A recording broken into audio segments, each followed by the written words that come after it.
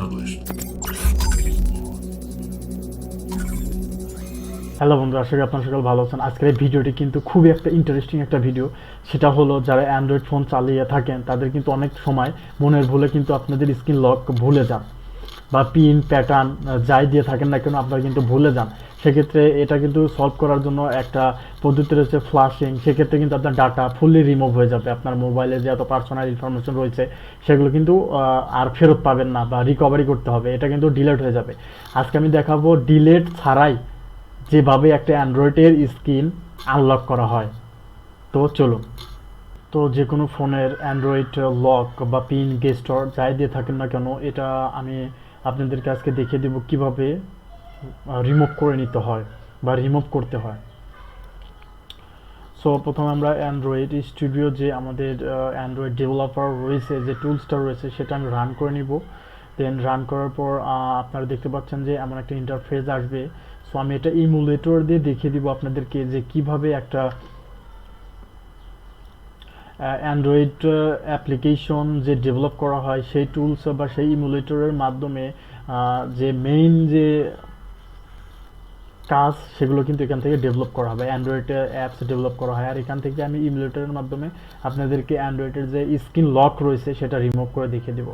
So প্রথমে আমি আপনাদেরকে আমার যে এখানে অ্যান্ড্রয়েড ইমুলেটর রয়েছে সেটা আমি রান করব। দেন এখান থেকে আমি এটা রান করে দিব। এই তো দেখেন অ্যান্ড্রয়েডটা কিন্তু এখানে রান হচ্ছে, লগো অ্যান্ড্রয়েড ইজ স্টার্টিং। এই অ্যান্ড্রয়েড স্টার্টিং হোক, এর মধ্যে থেকে আমি আপনাদেরকে সুন্দরভাবে কিভাবে অ্যান্ড্রয়েড আনলক করা হয় সেভাবে এটা দেখিয়ে দিব ডাটা লসিং ছাড়া। এখানে কিন্তু দেখেন আমাদের অ্যান্ড্রয়েডটা কিন্তু অলরেডি রান হয়ে গিয়েছে। এখান থেকে কিন্তু সব কিছু আমরা এখান থেকে দেখতে পাচ্ছি। দেখেন অ্যান্ড্রয়েডের যে সেটিং রয়েছে সেটিংও কিন্তু রয়েছে। এখান থেকে আমরা জাস্ট এখানে যে লকটা রয়েছে আমরা এখানে লক দিয়ে দিব, একটা স্ক্রিন লক প্যাটার্ন অথবা পিন, আমরা পিনই দিয়ে দিব, অথবা এখানে প্যাটার্নই দিয়ে দিই, সমস্যা নাই। এখানে আগে প্যাটার্নটা দিয়ে নেই, দেন আমরা এই প্যাটার্নটা দিব স্ক্রিন লকে। মনে করুন এই প্যাটার্নটা দিয়ে দিলাম। এখন এখান থেকে কি করব, পাওয়ার অফ করলাম, এখন পাওয়ার অন করলাম। এখানে কিন্তু দেখেন লক পড়ে গেছে। সো এখন আমাদের মেইন কাজ হবে যে এই লকটা কিভাবে আমরা ছুটাবো এডিবি কানেকশনের মাধ্যমে। সো আমাদের লিনাক্সের যে টুলস রয়েছে এডিবি টুলসের মাধ্যমে কিন্তু সব কিছু করা যায় অ্যান্ড্রয়েডের। সো আমাদের দেখেন এই টার্মিনাল বা ইমুলেটর রয়েছে, অ্যান্ড্রয়েডের ইমুলেটর। এখানে কিন্তু পাসওয়ার্ড আমরা ভুলে গেছি, পাসওয়ার্ড কিন্তু আমরা মনে নাই। পাসওয়ার্ডটা কীভাবে এখন সলভ করব সেটা কিন্তু আমরা বুঝতে পারতেছি না। সো এখন আমাদের লিনাক্সের টার্মিনালে যাব, দেন আমাদের যে এডিবি ডিভাইস 𝗕𝗵𝐼𝐶 ডিভাইস রয়েছে সেখানে ক্লিক করব। দেখেন এখানে আমাদের যে ইমুলেটর রয়েছে এখানে এটা কিন্তু অলরেডি এখানে ইমুলেটর চলে এসেছে এডিবি ডিভাইস। এটা কিন্তু এডিবি ডিভাইস, এখন এডিবি শেল শেল। এখানে আমরা এই অ্যান্ড্রয়েডে শেল পুশ করে দিলাম। শেল পুশ করে দেওয়ার সঙ্গে সঙ্গে কিন্তু দেখতে পাচ্ছেন যে রুট জেনারিক x86, মানে এই অ্যান্ড্রয়েডের যে কার্নাল রয়েছে অলরেডি এখানে কিন্তু শেল আপলোড করার মাধ্যমে আমরা কিন্তু অ্যান্ড্রয়েডের রুট ইউজারে পৌঁছে গিয়েছি। এখন দেখবো যে ls, এখন এখান থেকে আমরা যা ইচ্ছা তাই করতে পারবো। যেমন দেখেন অ্যান্ড্রয়েডের যা যা ফাইল রয়েছে কার্নালে, মেইন যে অ্যান্ড্রয়েডের ফাইলগুলো সেখানে কিন্তু অলরেডি এখানে চলে এসেছে। আমরা এখান থেকে কিন্তু সব কিছু করতে পারবো এই অ্যান্ড্রয়েডের। যেমন এই লকটা ছুটানোর ক্ষেত্রেও কিন্তু আমরা এখন ইজি ওয়েতে কিন্তু লকটা ছুটিয়ে নিতে পারবো। যেমন এখানে কিন্তু ডাটা বলতে একটা কিছু রয়েছে DA ডাটা, অ্যান্ড্রয়েড যে ফোল্ডার ডাটা নামক যে ফোল্ডার রয়েছে আমরা এখানে সেখানে চলে যাবো DA ডাটা। এই ডাটাতে আসার পর এখন আমরা এখানে থেকে ক্লিক করব যে সিস্টেম কোথায় আছে। অবশ্যই আমাদের সিস্টেম থেকে এটা লক হয়ে গিয়েছে, যেমন দেখেন সিস্টেম ফোল্ডার অ্যান্ড্রয়েডের। So CDSOS system.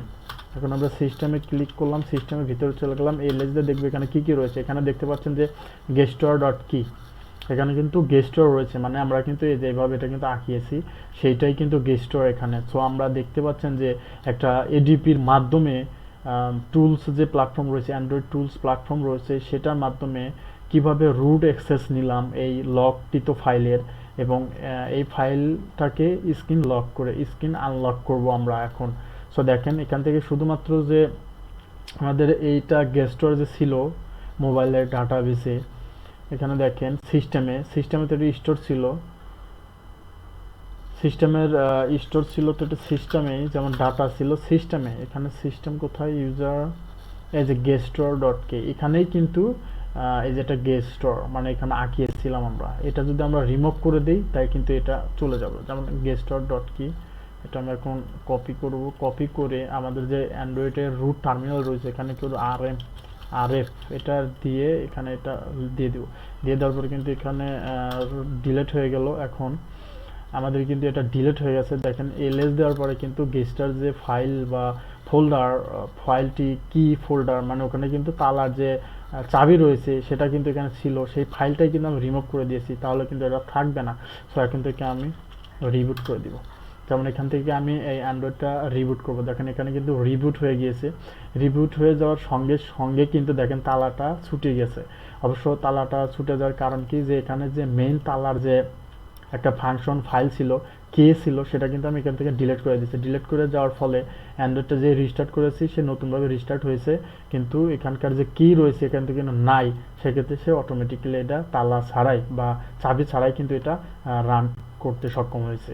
সো এইভাবেই কিন্তু অনেকভাবে অ্যান্ড্রয়েড টেস্টিং করা থেকে শুরু করে লক খোলা এভরি কাজ কিন্তু করা যায়। আমি ডে বাই ডে আরও অ্যান্ড্রয়েডের যে টেস্টিং পারপোজ রয়েছে এগুলো যখন করব এগুলো আপনাদেরকে খুব ইজি ওয়েতে দেখিয়ে দিব।